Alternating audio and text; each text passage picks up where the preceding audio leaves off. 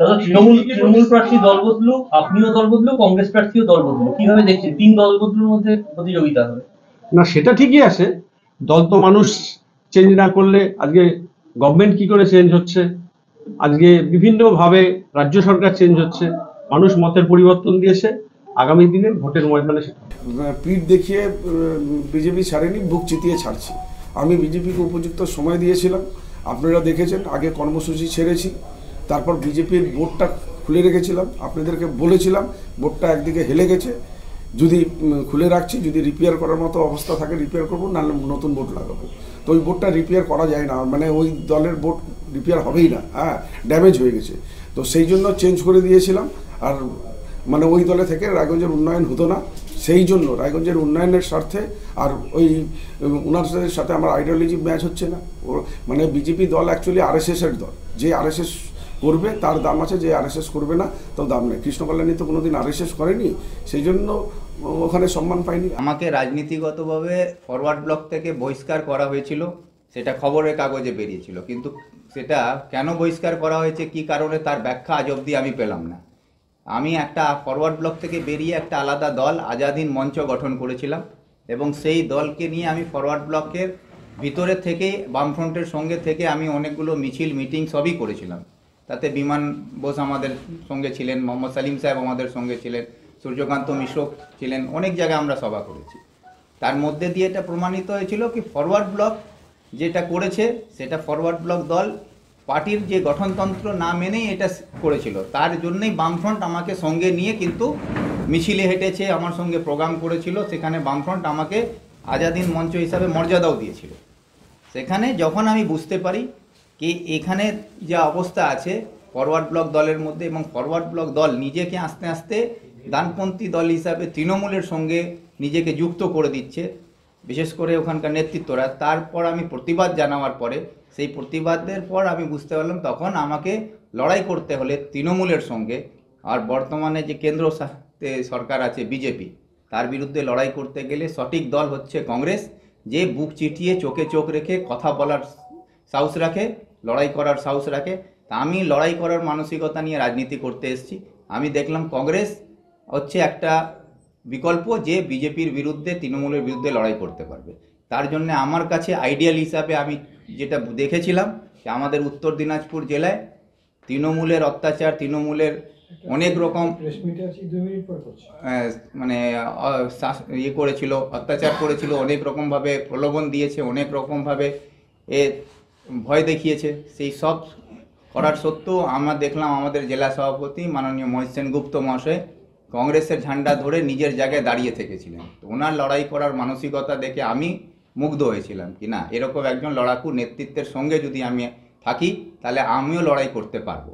সেই জন্য ওনার হাত ধরে আমি কংগ্রেসে এসেছিলাম। তারপরে প্রদেশ কংগ্রেস সভাপতি অধীর রঞ্জন চৌধুরী মহাশয়, উনি একজন লড়াকু নেতা হিসাবে ওনাকেও আমি দেখেছি।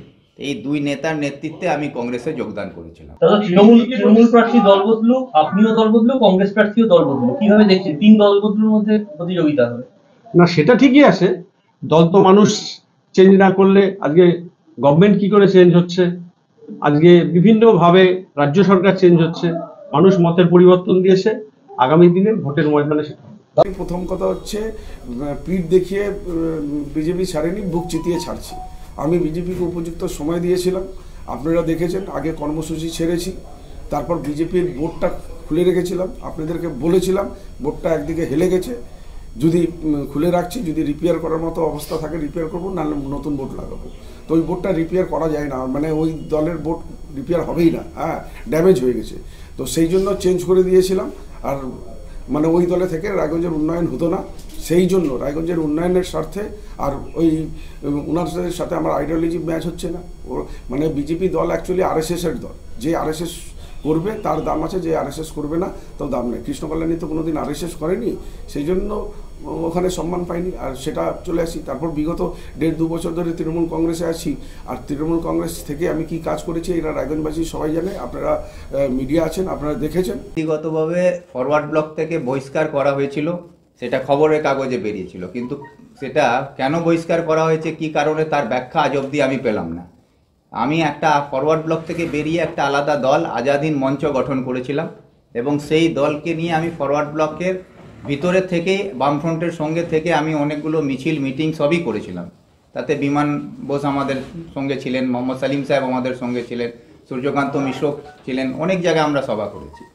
তার মধ্যে দিয়ে এটা প্রমাণিত হয়েছিল কি ফরওয়ার্ড ব্লক যেটা করেছে সেটা ফরওয়ার্ড ব্লক দল পার্টির যে গঠনতন্ত্র না মেনেই এটা করেছিল। তার জন্যই বামফ্রন্ট আমাকে সঙ্গে নিয়ে কিন্তু মিছিলে হেঁটেছে, আমার সঙ্গে প্রোগ্রাম করেছিল, সেখানে বামফ্রন্ট। দাদা, তৃণমূল প্রার্থী দল বদলু, আপনিও দল বদলু, কংগ্রেস প্রার্থীও দল বদলু, কিভাবে দেখছেন তিন দল বদলুর মধ্যে প্রতিযোগিতা হবে? না, সেটা ঠিকই আছে। দল তো মানুষ চেঞ্জ না করলে আজকে গভর্নমেন্ট কি করে চেঞ্জ হচ্ছে, আজকে বিভিন্নভাবে রাজ্য সরকার চেঞ্জ হচ্ছে, মানুষ মতের পরিবর্তন দিয়েছে। আগামী দিনে ভোটের ময়দানে সেটা কৃষ্ণকল্যাণীর প্রথম কথা হচ্ছে পিঠ দেখিয়ে বিজেপি ছাড়েনি, বুক চিতিয়ে ছাড়ছি। আমি বিজেপিকে উপযুক্ত সময় দিয়েছিলাম, আপনারা দেখেছেন। আগে কর্মসূচি ছেড়েছি, তারপর বিজেপির বোর্ডটা খুলে রেখেছিলাম, আপনাদেরকে বলেছিলাম বোর্ডটা একদিকে হেলে গেছে, যদি খুলে রাখছি, যদি রিপেয়ার করার মতো অবস্থা থাকে রিপেয়ার করবো, নাহলে নতুন বোর্ড লাগাবো। তো ওই বোর্ডটা রিপেয়ার করা যায় না, মানে ওই দলের বোর্ড রিপেয়ার হবেই না, হ্যাঁ, ড্যামেজ হয়ে গেছে। তো সেই জন্য চেঞ্জ করে দিয়েছিলাম।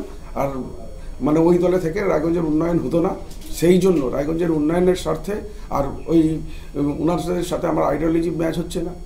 মানে বিজেপি দল অ্যাকচুয়ালি আরএসএসের দল, যে আরএসএস করবে তার দাম আছে, যে আরএসএস করবে না তার দাম নেই। কৃষ্ণকল্যাণী তো কোনোদিন আরএসএস করেনি, সেই জন্য ওখানে সম্মান পাইনি, আর সেটা চলে আসি। তারপর বিগত 1.5-2 বছর ধরে তৃণমূল কংগ্রেসে আছি, আর তৃণমূল কংগ্রেস থেকে আমি কি কাজ করেছি এরা রায়গঞ্জবাসী সবাই জানে। আমাকে রাজনীতিগতভাবে ফরওয়ার্ড ব্লক থেকে বহিষ্কার করা হয়েছিল, সেটা খবরের কাগজে বেরিয়েছিল, কিন্তু সেটা কেন বহিষ্কার করা হয়েছে, কি কারণে, তার ব্যাখ্যা আজ অবধি আমি পেলাম না। আমি একটা ফরওয়ার্ড ব্লক থেকে বেরিয়ে একটা আলাদা দল আজাদ হিন্দ মঞ্চ গঠন করেছিলাম, এবং সেই দলকে নিয়ে আমি ফরওয়ার্ড ব্লকের ভিতরে থেকে বামফ্রন্টের সঙ্গে থেকে আমি অনেকগুলো মিছিল মিটিং সবই করেছিলাম।